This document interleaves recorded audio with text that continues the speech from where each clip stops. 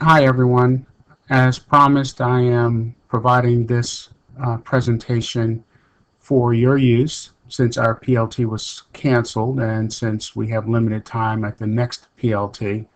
But what I'm going to do is to share some information with you and perhaps reconnect us as special educators to the whole idea of the Common Core state standards and our role in it, and particularly focusing on some things that we have that might be helpful to our general education partners.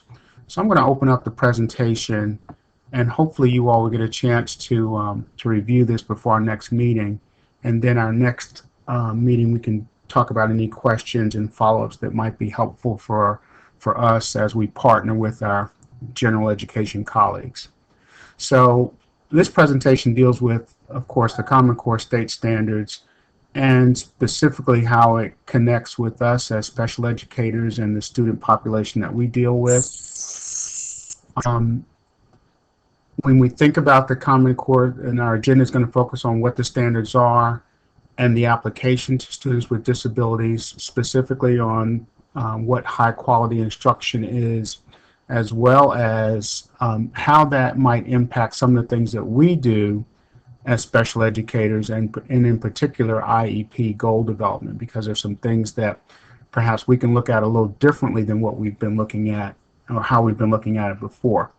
And then there's some resources that are at the end of this presentation that kind of talk about some other things that might be helpful to us.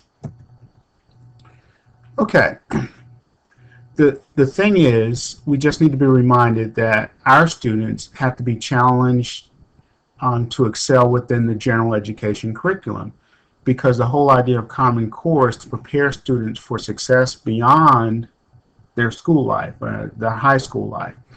And, you know, as we talk often about planting seeds that they're going to go to college, and that's our expectation, and that they should be striving for those things. You know, understanding that many of them have some challenges, but we want to plant the seed so that they're motivated to do their very best. Um, when we think about the whole idea of Common Core, the anchor for it has to do with, you know, college and career readiness, um, and the idea that half grads are, or rather, there's a gap between high school expectations for students and what students are expected to do in college and in their careers. And among high school graduates, only half are really academically prepared for college. And there are these big discrepancies that are being found. And then when you roll in the idea that our students with disabilities, I mean, there's a huge gap, and we just want to make sure that they are prepared. And with Common Core, um, there's a the idea of back mapping is that college and career expectations and college readiness and career readiness have very similar expectations, and we want to make sure that they're all tracking. Everything that we do is tracking towards that.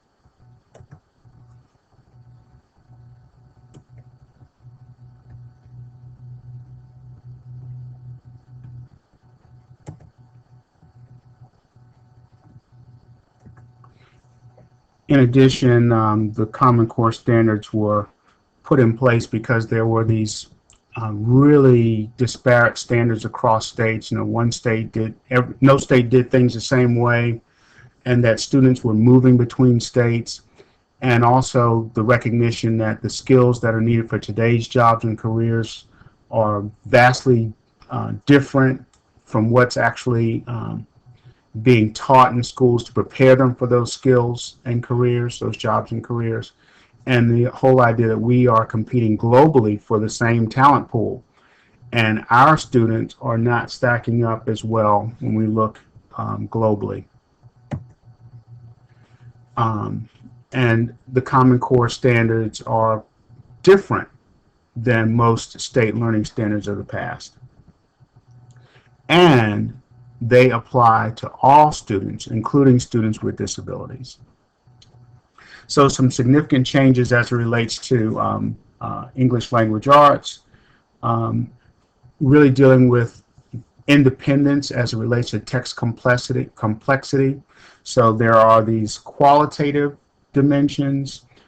So these are the aspects of reading that are measured by someone that's an attentive reader, so that they understand the purpose and the structure and the language conventions and the knowledge demands, as well as the quantitative dimension, which relate to aspects of reading that are sometimes and most often measured in mathematical terms.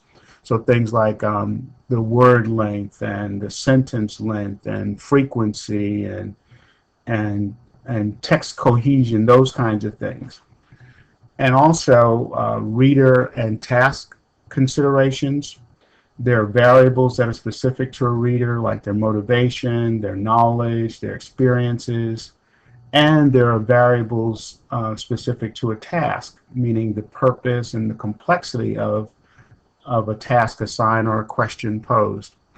Um, then this whole idea of value evidence, and we're talking about like looking beyond just the main idea and supporting details and looking to application to other areas, even like to science or social studies. Um, so these changes really speak to changes needed in how we teach and how students are engaged and really cut across all learners, including our learners.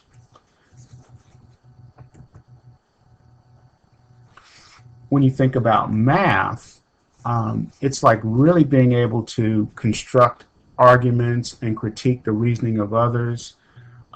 So, for example, to understand or to make logical progressions of statements, to really understand what's going on, to analyze situations, to recognize and use other examples of things, to be able to listen to how someone reasons and to respond to that argument, to actually be able to reason and to figure things out and to compare and generalize, and using tools, I mean, including technology, that help you to solve these kinds of math problems and changes and challenges that are out there.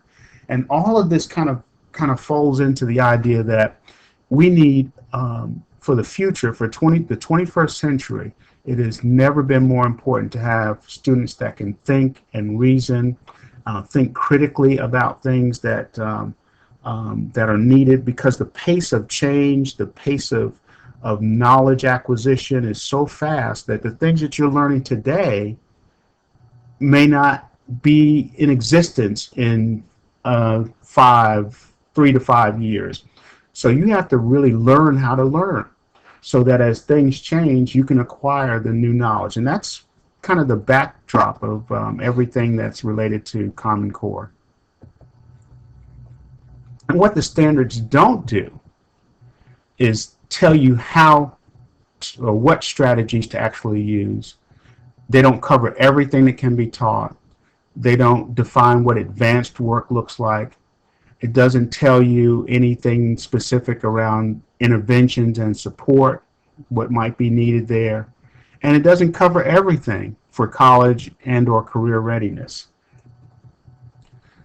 So when you think about students with disabilities, they're not the same. They're not our students don't have one common characteristics. They're all over the place, as we know. And when we think about how these standards are taught and assessed, we have to figure out how we can help our students to acquire and be able to meet these standards as well.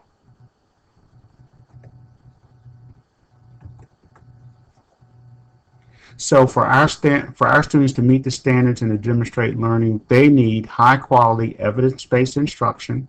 They need accessible instructional materials, and they need supports. So specifically, this is our sweet spot. And I think what's happened in many schools, and I know it's happened in ours, is as the conversation about Common Core standards has progressed and how it's been implemented within the general education curriculum, for us, it's kind of been something that's been relegated to a little island. And in a lot of ways, we've been isolated from a lot of the things that have been going on relative to that. With the thinking being, and even among ourselves, that we don't really use the general curriculum um, as part of what we normally do. We're usually working on things that are going to close gaps and basic skills. But I'm going to make an argument that that is perhaps something we should reconsider as it relates to how we approach what we do, and also it actually lends itself. This whole approach and transition to Common Core lends itself to a strength that we already have. So, for example, when you think about universal design is what we do. Universal design is it's a framework that's based on research in the learning sciences, including cognitive neuroscience. It guides the development of flexible learning, and that's what we do. We differentiate our learning, and at its heart, it's looking at some things that we can actually help our general education colleagues with. The other piece around that is appropriate accommodations. When we are looking at accommodations that might be helpful in the classroom and for testing, those are supports that help our students to be successful in the classroom. So mainly focusing on those two areas. We only have a few students that require assistive technology, but when that's made available, that helps them to also better access what's going on in the classroom. So, we were talking earlier this year when we first started school about how our lessons could be aligned with the letter and the spirit of Common Core strategies. And with this slide, we're looking at instructional strategies.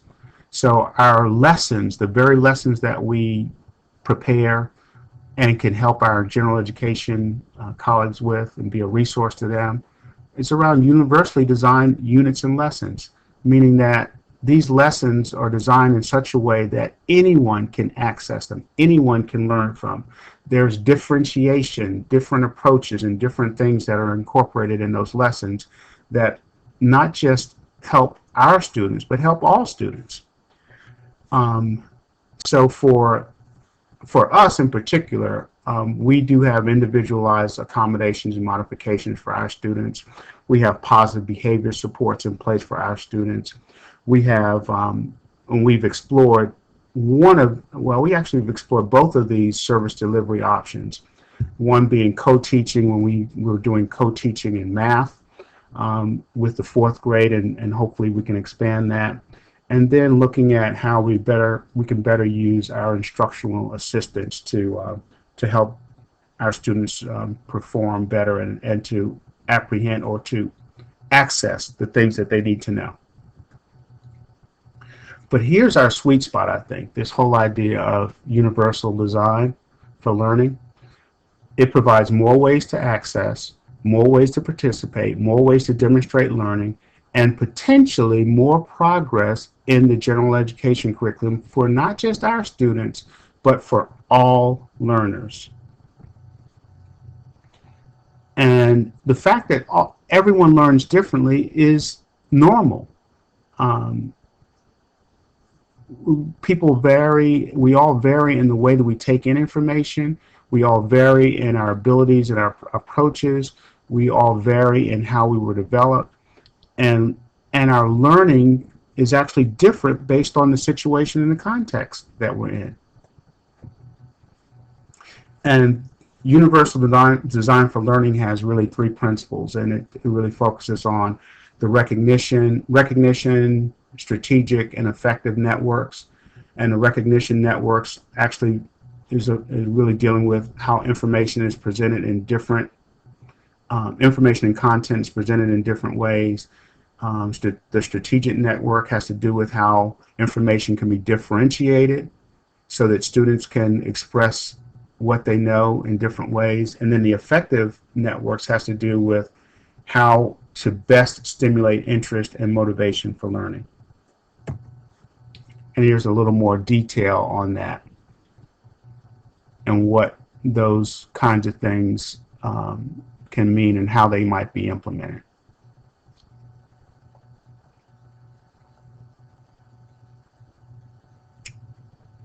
Okay. Critical questions.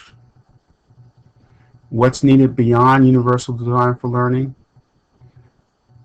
And for us in particular, has a student been taught to use the accommodations that we provide?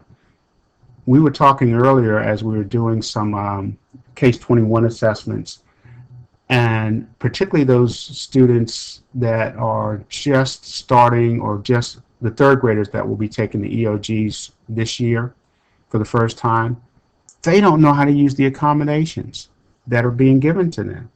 And we really have to help them and help the general education teachers help them on how to use the accommodations that they're given, because we know that they could be helped by using the accommodations that are given to them. But I don't think, and we've observed that many of them don't know how to use what they've been given. And the ultimate question is, as we've observed, is it being used by the student? Is it helping the student? Is it actually a barrier to them?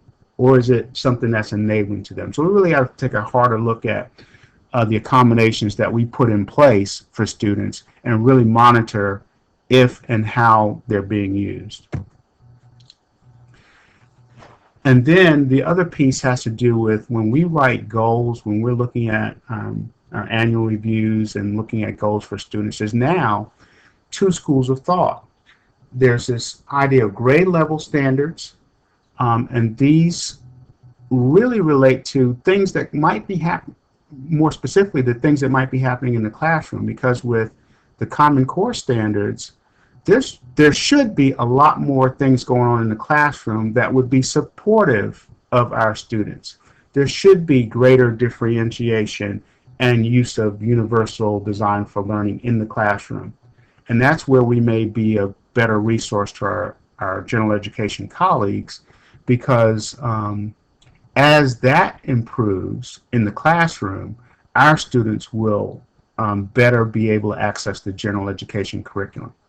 And then the things that we tend to focus on most often are those foundational skills, because our students, as we've observed and know, they lack many of the basic skills that would allow them to be successful in the general education, with the general education curriculum. So they're pulled out in a resource setting to get those basic skills.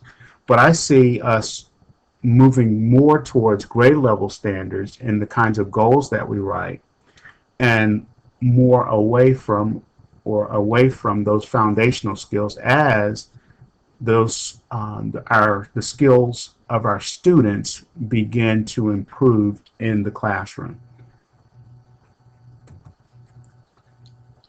So as we focus on our IEPs, we really need to dig into and understand what must the student know, particularly from a Common Core standard perspective, and be able, and what should they be able to do, what accommodations and supports are needed to help them achieve what they need to know and be able to do, what specialized, individualized instruction is needed to achieve the goal.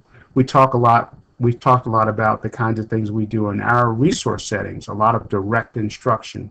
Well, there are many connections between what we do with direct instruction that helps them access the Common Core standards. Now, that it might not be on grade level, but we can certainly, when we're doing direct instruction, there is a connection that we that we can access that will help our students better do better in terms of skills with the Common Core standards, and how we actually monitor the progress that's being made.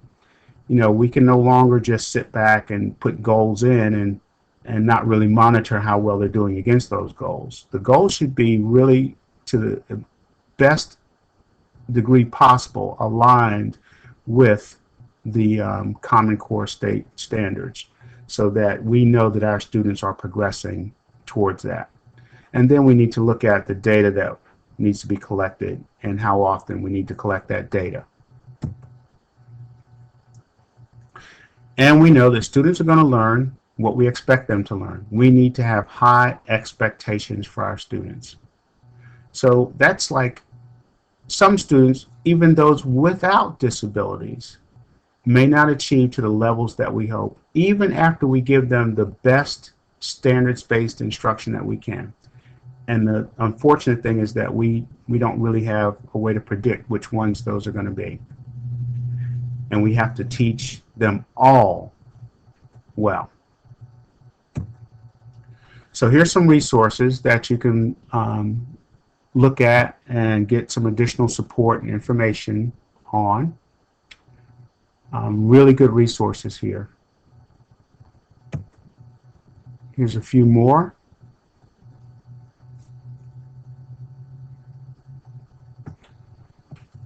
So what I'm going to ask you to do is, before our next PLT, I want you to just take some time and write down some reaction to what's been presented, any questions that you might have, and we will set aside time for some further discussion on this topic that's so critical to our world, and actually so critical to all of our student success. Thanks a lot, guys, and we'll talk soon.